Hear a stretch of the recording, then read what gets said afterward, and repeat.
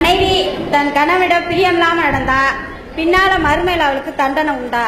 இதான் கேள்வி. அதாவது ஒருவர் கணவன் மனைவி பிரியம் இல்லாமல் இருந்தால் அதுக்கு மறுமையில் தண்டனை உண்டான்னு கேட்கிறாங்க. முதல்ல எதுக்கு மறுமையில தண்டனை உண்டு என்று சொன்னால், மனிதனுடைய சக்தியில் எது இருக்குதோ அதுல தப்பு செஞ்சாதான் தண்டனை இருக்கிறது. ஒரு ஆள் மேல பிரியமா இருப்பதெல்லாம் மனிதனுடைய சக்திக்கு உட்பட்டது கிடையாது. இப்ப நம்மளே 4 பிள்ளை பெறுவோம், ஒரு பிள்ளையை நல்லா விரும்புவோம், அதுவும் நம்ம பிள்ளை தான். ஒரு பிள்ளை நஞ்சு மாதிரி வெறுப்போம், அதுவும் நம்ம பிள்ளை தான். அது ஏன் விரும்புறோம்னு நமக்கு தெரியாது, ஏன் வெறுக்கிறோம் நமக்கு தெரியாது. அல்லவா என்ன செய்வான், அப்படி ஏற்படுத்துவான்.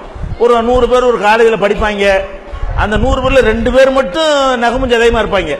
ஏண்டா அதெல்லாம் தெரியாது, நாங்க உயிர் தோழர்கள் இருப்பாங்க. அப்ப இந்த மனசுக்குள்ள ஒரு பிரியத்தை ஏற்படுத்தல் என்பது, நீங்களா நினைச்சு ஒரு ஆளை பிரியப்படுங்க பார்ப்போம், அதெல்லாம் முடியவே முடியாது.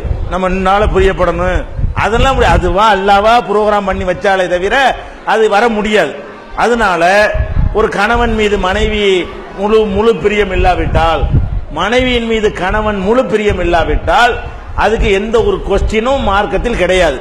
ஏன் கிடையாதுங்கிறோம்னு கேட்டா, நபிகள் நாயகம் ஸல்லல்லாஹு அலைஹி வஸல்லம் அவங்க மனைவிமார்கள்ல ஆயிஷா நாயகன் மீது அதிகம் பிரியமா இருப்பாங்க.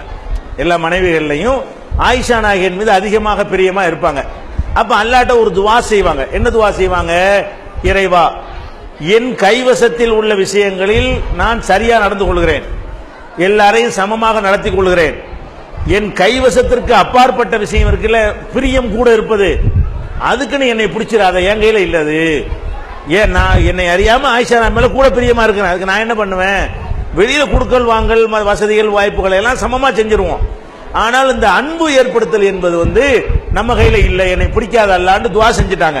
அவங்களுக்கே அது முடியல என்று சொன்னா, எல்லாருமேலையும் சமமாக அன்பு வைக்க முடியல என்று சொன்னா, உங்களுக்கு முடியுமா? எனக்கு முடியுமா? யாருக்காவது முடியுமா? யாருக்கும் முடியாது. அதனால கணவன் மீது உங்களுக்கு அன்பே வராவிட்டால் கூட, ஆனால் உங்களுக்கு குற்றம் வராது. எப்ப குற்றம் வரும்? அன்பு விஷயத்தை விட்டுட்டு, அன்பு இருக்குதோ இல்லையோ, கணவனுக்குன்னு ஒரு மனைவி சில கடமைகளை செய்யணும், அது நீ கரெக்டா செய்யலாம். மனைவிக்குன்னு கணவன் சில கடமைகளை செய்யணும், அதை கரெக்டா செய்யணும். அதை செஞ்சிட்டீங்கன்னு சொன்னா, மனசால் அப்படி பெரிய காதல் பொங்கி வழியல அப்படின்னு சொல்லி எல்லாம் கேள்வி கேட்க மாட்டான். ஏன்? அது நம்முடைய கண்ட்ரோலில் உள்ளது இல்லை. உங்க கைவசத்துல அல்லாஹ் தராட்டி எப்படி உங்களுக்கு கேட்பான்? உங்க கைவசத்துல அவனே அதை தரல, ஏன் செய்யலன்னு கேட்டா நீ தான் செய்ய வைக்கலன்னு முடிச்சிட்டு வேண்டிய கதைய. அதனால அது ஒரு கொஸ்டினா வராது. அன்பு செலுத்துற விஷயங்கள் வராது. ஆனால் அன்பு சில உண்டாக்கவும் முடியும்.